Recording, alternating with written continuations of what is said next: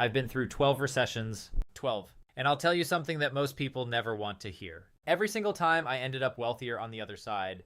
Not because I was lucky, not because I had some inside information, but because I understood something early in my life that took most people decades to figure out if they figured it out at all. A recession isn't something that happens to you, it's something that happens for you if you're ready. Here's what most people don't understand. Right now, most people are watching the news. They're worried about their job, their rent, the interest rate on their credit card. And while they're focused on those things, the bigger picture is shifting underneath them. I'm not saying that to scare you. I'm saying it because I've watched this pattern repeat itself my entire life. The people who get hurt most in a recession aren't the ones who saw it coming and ignored it. They're the ones who are simply looking at the wrong things. In 2008, while the world was in full panic mode, I was busy. I deployed over $15 billion into the market during that crash, not despite the fear, because of it. When people ask me how I did that, how I stayed calm when everyone else was falling apart, my answer is always the same. I prepared before the storm. The preparation isn't complicated, but it requires you to think differently than the majority of people around you. And that's the hard part. Let me explain something important. Think of wealth like a very specific game. It has rules, clear rules, but most people were never taught what those rules are. So they play anyway, they work hard, spend freely, stress quietly, and repeat. That's not building wealth, that's a treadmill. And when a recession comes and the treadmill stops, the people who understood the game weren't on that treadmill. They built something different. Something that doesn't stop when the economy does. Something that actually moves faster when others slow down. I've built that kind of machine over my lifetime, and in this video I want to show you how. There are 5 principles I've lived by through every downturn I've ever seen. They aren't complicated. They don't require a finance degree, but they will require you to think honestly about some things you might not want to look at. By the end of this, you'll have a clear practical framework, not theory, that you can actually use starting today. But first, I want to show you why most people fail before the recession even arrives. I want to tell you about 2 people I've observed over the years. Same background, same income, same starting point. The first one, every time his salary went up, his life got bigger. Nicer car, better apartment, more dinners out, bigger vacations. From the outside, he looked successful, and honestly, he felt successful. The second person, every time her salary went up, she sat on her hands. Her lifestyle barely changed. She put the extra money somewhere quiet and waited. Now, nothing happened for a while. Both were doing fine. Then the economy softened, hours got cut, companies started tightening up. The first person panicked. His expenses had grown to match his old income. He had almost nothing saved. He started missing payments. He sold his car for less than he paid for it. He was underwater and the water was rising. And the second person, she was calm. She was looking for undervalued real estate, looking for good companies whose stock had gone on sale. She was in a position to act while everyone else was just trying to survive. Same income, same starting point, completely different outcome. I call this the liquidity trap, and I've seen it more times than I can count. Here's what most people don't understand. Lifestyle isn't wealth. Lifestyle is a cost. The more your lifestyle grows, the more exposed you become when conditions change. Because conditions always change. That's not pessimism, it's just history. I've kept large amounts of cash ready my entire career, not because I didn't know what to do with it, but because I was waiting. Waiting for the moment when someone who was overextended needed to sell something valuable at a price that reflected their desperation, not the actual worth of the asset. That moment comes in every recession, every single one. And I've learned that the investor with cash and patience will always outperform the investor with ideas and no options. But here's what I want you to really sit with. Liquidity isn't just a financial position, it's a psychological one. When you have a real cash cushion, something you can actually live on, your thinking clears up. You stop reacting, you start seeing. And clear thinking during a recession is worth more than any stock tip, any trend, any prediction. So if I were in your position today, the first question I'd ask myself is this. If my income stopped tomorrow, how long could I last? That number tells you exactly how much risk you're carrying right now. The second principle will show you what's quietly making that number smaller every single month. Let me say something about debt that I think most people have never really absorbed. Debt isn't a balance on a screen. It isn't a monthly payment. Debt is borrowed time from your future. Every dollar you owe has already been spent. It's gone. You just haven't done the work to pay for it yet. I've seen more people fail because of leverage than almost anything else in my life, and the reason isn't that they borrowed too much in one dramatic moment. It's that the cost of debt compounds quietly every day in the background, and most people never stop to calculate what it's actually taking from them. Here's a simple example. You put $4,000 on a credit card at 22% interest. You make minimum payments. By the time that balance is gone, you've paid back over, and here's the part that most people miss entirely. That money wasn't just spent, it was stolen from your future. Every dollar going toward interest is a dollar that isn't compounding, that isn't building, that isn't working for you. I've talked about compound interest my whole life as the great wealth builder, but compound interest works just as powerfully in reverse. With debt, it compounds against you, quietly, relentlessly, every single day.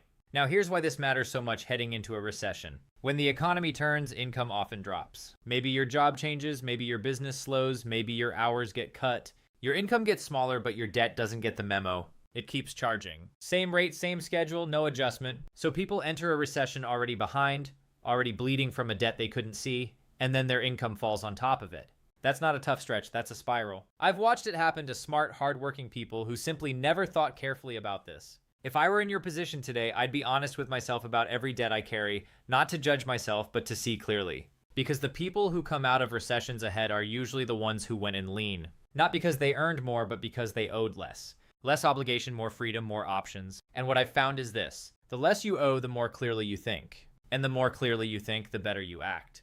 Which brings me to something that most people never even recognize as a financial problem. This one is quieter than the others. You won't find it in any financial textbook. But in my experience, it might be the most powerful force keeping people from building real wealth. I call it the consumption identity. Here's what I mean. At some point, usually slowly, usually without noticing, people begin to define themselves by what they own. Their car says something about them, their apartment says something, their clothes, their phone, their vacations. These stop being purchases, they become identity. And once that happens, cutting back stops feeling like financial wisdom. It starts feeling like loss, like becoming someone less. I've seen people earning very good money who couldn't save a dollar. Not because they couldn't afford to, but because every dollar was tied up in maintaining a version of themselves. The raise got spent before it arrived, the bonus disappeared into a lifestyle upgrade, the gap between earning and keeping never closed. And what nobody ever tells them is what none of that is weakness, that's design. The consumer economy is very, very good at connecting your sense of self-worth to your spending. Advertising doesn't sell products, it sells belonging. It sells identity. It says, buy this and you'll be this kind of person. And it works. I understand this as well as anyone. I studied it as a young man. I read every book I could find on human psychology and behavior. And here's what I've come to believe after a lifetime of watching it. The wealthiest people I know don't identify with their possessions. They identify with their principles, their patience, their long-term thinking. I've lived in the same house since 1958. I paid $31,500 for it. I drive a modest car. I eat breakfast at McDonald's most mornings. Some people think that's eccentric. I think it's freedom. When your identity isn't tied to what you spend, nothing can take it from you. Not a recession, not a market crash, not a job loss. You stay yourself, you stay calm, you stay in the game. And that leads to something I've thought about deeply for a long time. If you stripped away everything you own tomorrow, and the car, the apartment, the things you buy to feel okay, would you still know who you are? That's a serious question, and the answer tells you more about your financial future than any spreadsheet can. Because the next principle is about how your environment is either building that kind of person or quietly working against you. I want to talk about something that doesn't get enough credit in personal finance. Most of the advice out there is about willpower. Spend less, save more, try harder, be more disciplined. I understand the appeal of that message, but I've never found willpower to be a reliable strategy. Not for myself, not for anyone I've observed closely. Willpower runs out every day under stress, under fatigue, under social pressure. The people I've seen build real, lasting financial discipline over decades didn't do it through force of will. They did it by designing their environment so the right behavior was simply the easiest behavior. I call this environment architecture. Here's what it looks like in practice. If every time you get paid, the money lands in your checking account and sits there, you'll spend it. Maybe not all at once, but gradually, naturally, without drama. It'll go.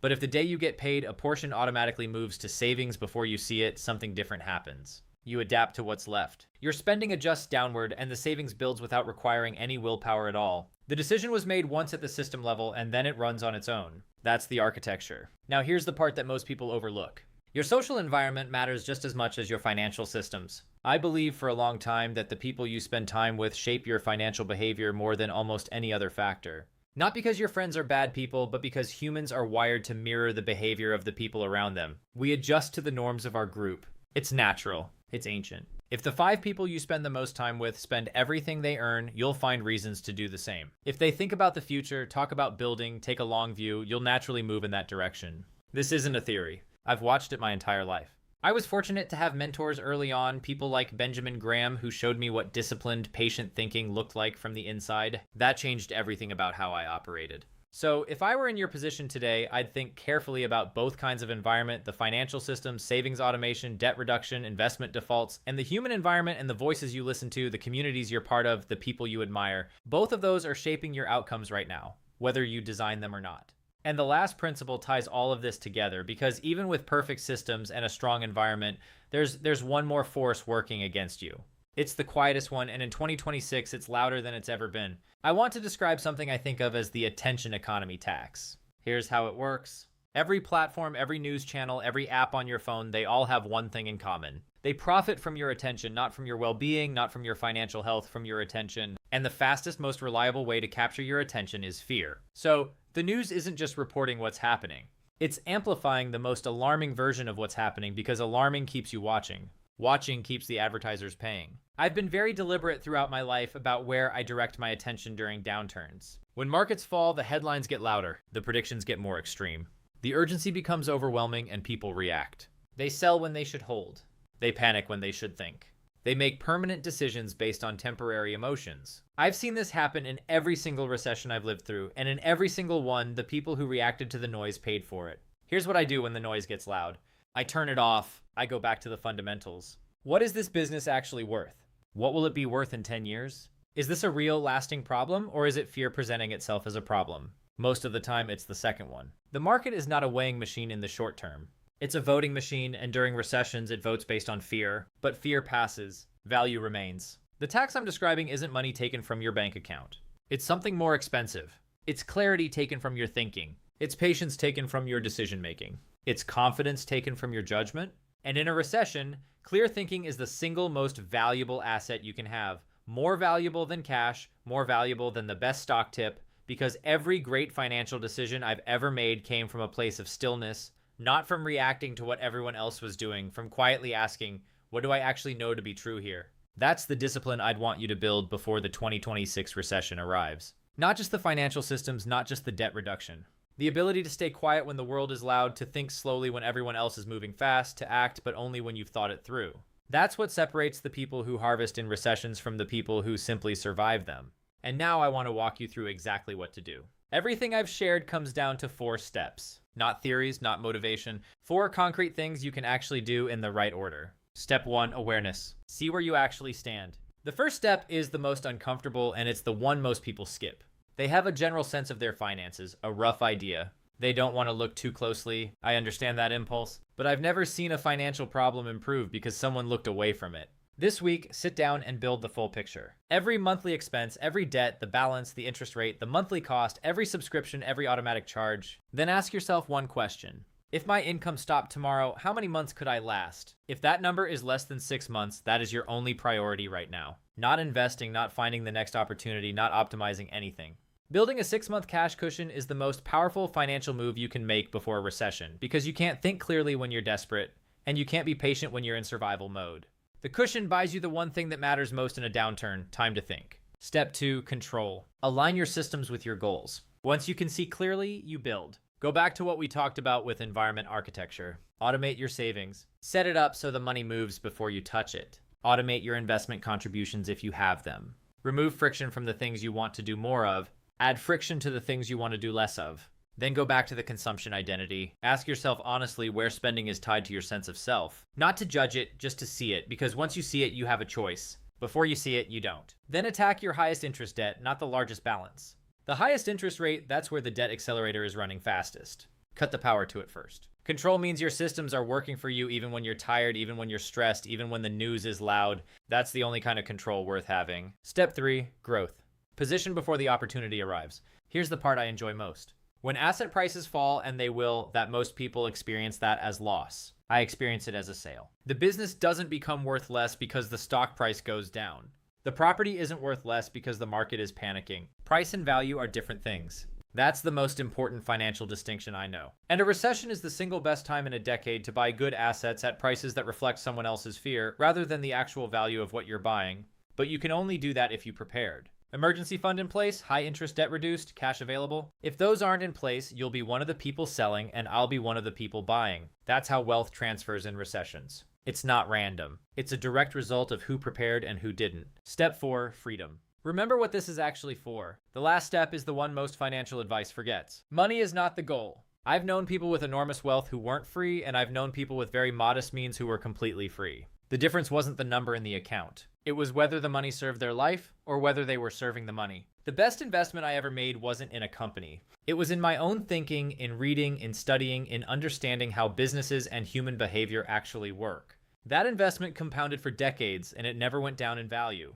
What I want for you, and the reason I'm sharing all of this, is not a bigger portfolio. It's a life where you wake up and your systems are working, where your decisions come from clarity, not desperation, where a recession feels like an opportunity rather than a threat. That kind of life is built slowly, deliberately, one decision at a time. Let me bring this together. We talked about the liquidity trap, the danger of confusing a growing lifestyle with growing wealth, and why cash, above all else, gives you options when others have none. We talked about the debt accelerator, how compound interest works just as powerfully against you as it does for you, and why entering a recession with low obligations changes everything. We talked about the consumption identity, how spending becomes wrapped up in self-worth, and why the most financially resilient people I know identify with their values rather than their possessions. We talked about environment architecture, where why willpower alone will never be enough, and how the right systems and the right people around you will do more for your financial life than any amount of discipline. And we talked about the attention economy tax, how fear-based media extracts clarity from your thinking, and why the quietest investors in the room are almost always the most successful ones. 4 steps: awareness, control, growth, freedom. Here's what I want to leave you with. I'm not nervous about what's coming, and I don't want you to be either. Nervous is for the people who didn't prepare. Readiness is for the people who took the time before it was urgent to build something solid. The wealth gap that forms during recessions isn't created during the recession. It's created in the months before, in the quiet moments when someone decides to look at their finances honestly, when someone chooses to build a cushion instead of upgrade their lifestyle, when someone decides to understand what's happening instead of just reacting to it. Those decisions, small, unglamorous, undramatic, are the ones that separate the outcomes. I've lived through enough history to know this with certainty. The people who came out ahead were almost never the ones with the biggest income or the hottest investment. They were the ones who stayed calm, who prepared, who understood that a downturn is just a different kind of market, and that every market, including the difficult ones, has opportunity in it for the person who's ready. You can be that person. The principles are simple, the framework is practical, the work is yours. Start today.